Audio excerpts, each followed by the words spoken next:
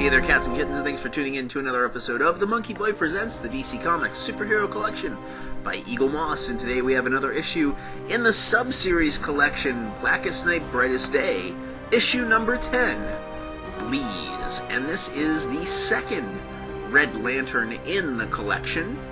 Sort of unknown, although if you are familiar with her, chances are you've seen her on the animated Green Lantern, the animated series, which was unfortunately recently canceled from Cartoon Network, and she didn't look exactly as she did in the comic books. She was a little bit redesigned, just like Atrocitus before her, but she was in that cartoon show on a few different occasions.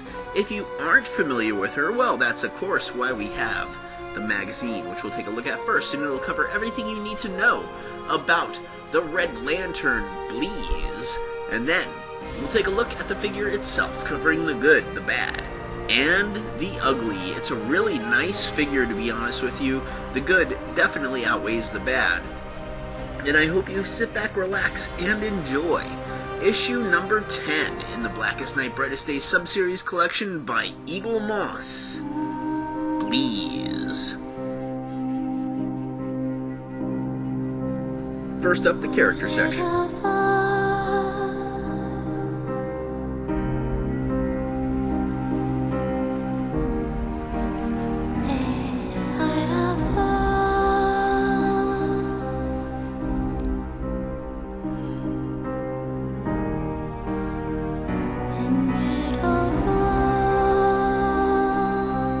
Where we discover that before she was a Red Lantern, Bleez hailed from one of the most naturally beautiful worlds in all of the known galaxy, Havania, and that Bleez was a princess on Havania, whose parents sought to marry her off. But time and time again, Bleez encountered suitors who were only interested in her for her looks, and didn't really want to get to know her.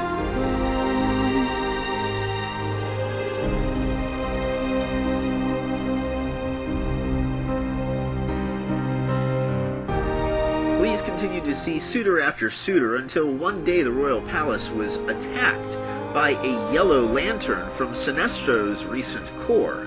The Yellow Lantern kidnapped the beautiful Bleez from her homeworld and forced her to become a slave to the Yellow Lantern Corps. He even went so far as to literally rip the wings from her back.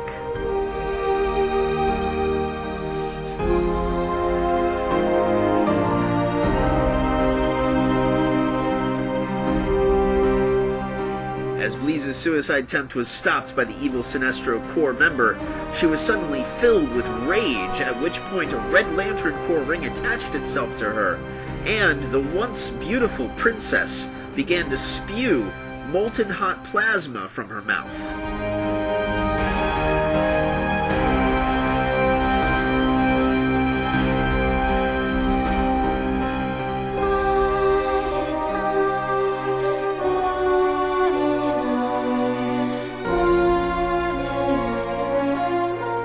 After joining Atrocitus and the Red Lantern Corps, Bleez found herself fighting alongside other corps in the color spectrum as the Blackest Night fell across the universe. This included the hot-headed Green Lantern Guy Gardner, who, during the Blackest Night, temporarily became a member of the Red Lantern Corps.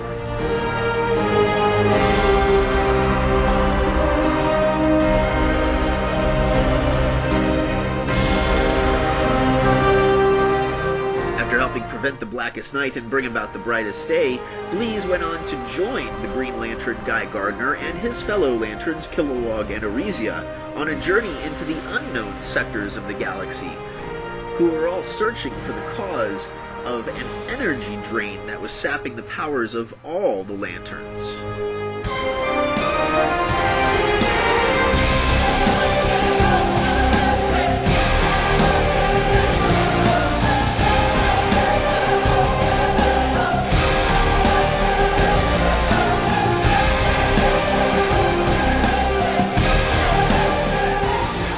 We look at some of the stories that came out of Brightest Day.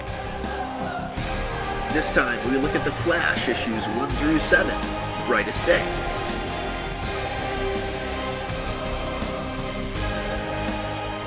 This story was entitled The Dastardly Death of the Rogues, and took place after the original Flash, Barry Allen, had been returned to life.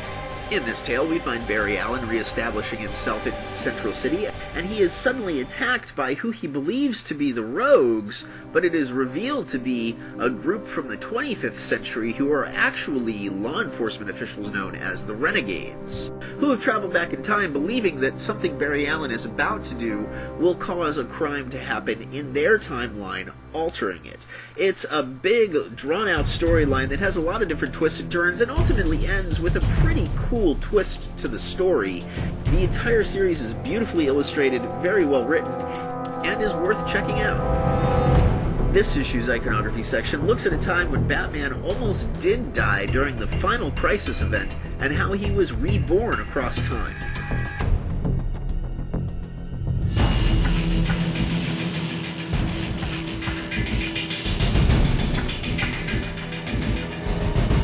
After Batman is seemingly killed by Darkseid during the final Crisis, we learn that he was in fact sent hurtling through time and space, and was forced to live multiple lives. In each one of those lives, he became a form of the Batman, fighting against crime and corruption until he was eventually returned to life during the Brightest Day, outsmarting Darkseid and even death to once again become the Dark Knight.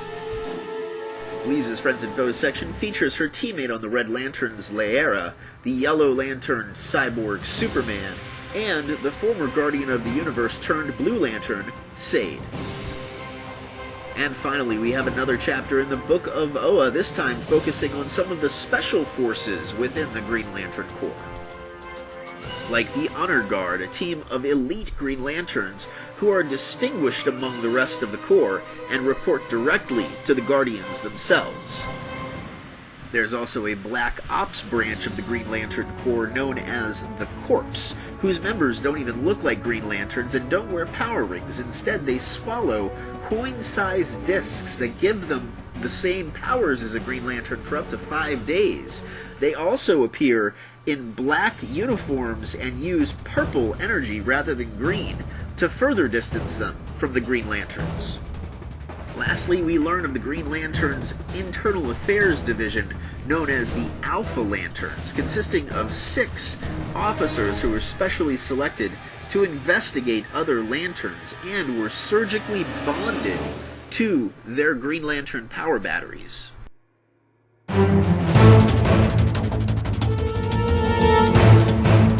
here we have Bleez, the second and final Red Lantern in the Blackest Night, Brightest Day sub-series collection by Eaglemoss, and she is, I think, another very impressive figure overall. She's not the most stylized looking character necessarily. Her uniform isn't anything to write home about, but the details that are here are really nice, and her wings make this figure so incredibly cool and unique, and fragile too. That's another downside.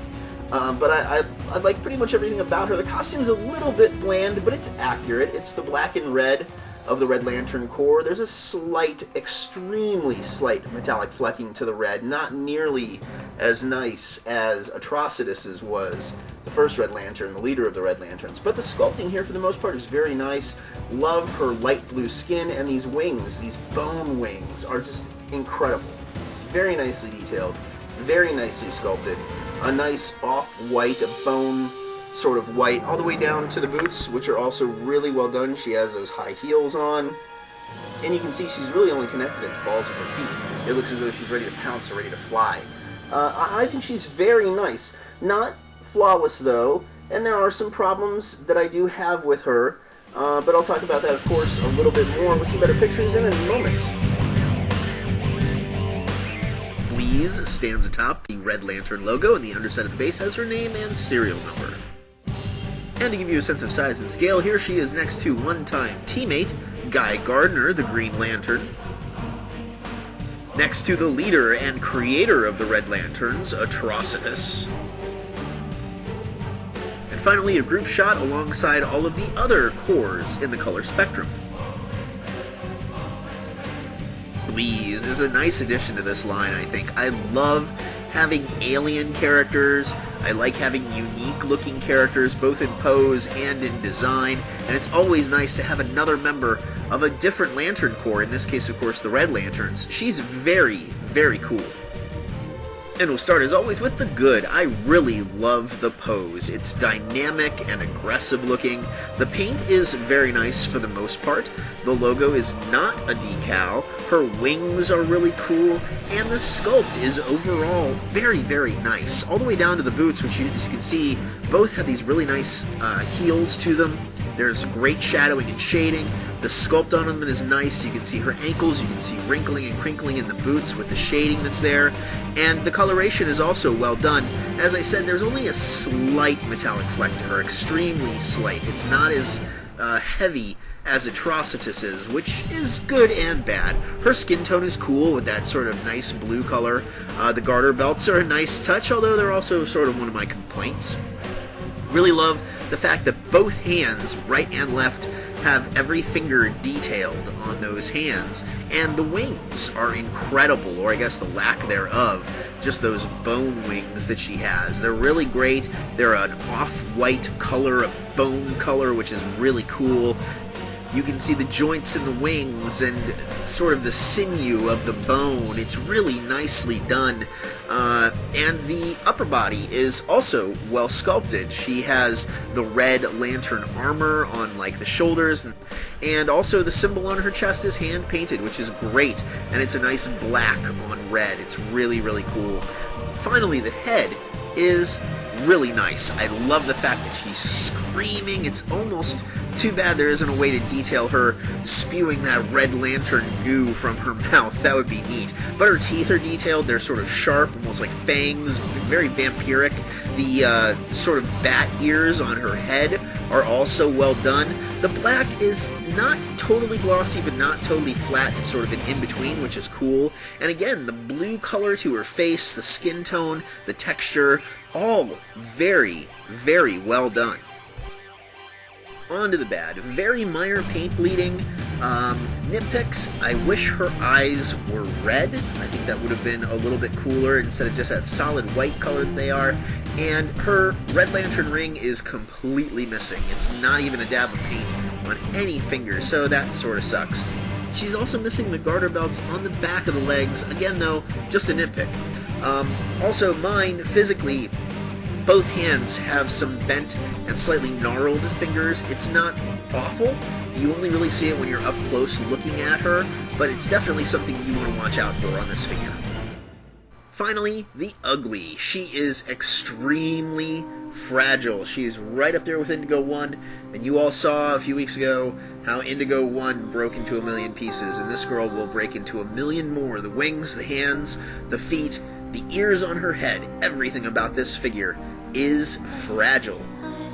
Overall, I'm very, very happy with this figure. I highly recommend picking her up if you're a fan of the Blackest Night, Brightest Day series, if you like the villainesses, because there aren't enough of them, and she is definitely a villainess. And another good reason to get her, she's the only other Red Lantern in this collection. Only Bleez and Atrocitus were created for this series. They're the only two Red Lanterns out of the whole series, which is both cool and unfortunate. She looks great, she looks dynamic. Another alien, which is always cool. Another lantern, and I do love the lantern, the whole color spectrum, and she looks cool on the shelf with them as well. She can definitely represent the Red Lantern Corps in your color spectrum if you don't have Atrocitus, or you just want to switch it out from time to time if you like to display them. She works just as well as he does. They both look really evil, really creepy.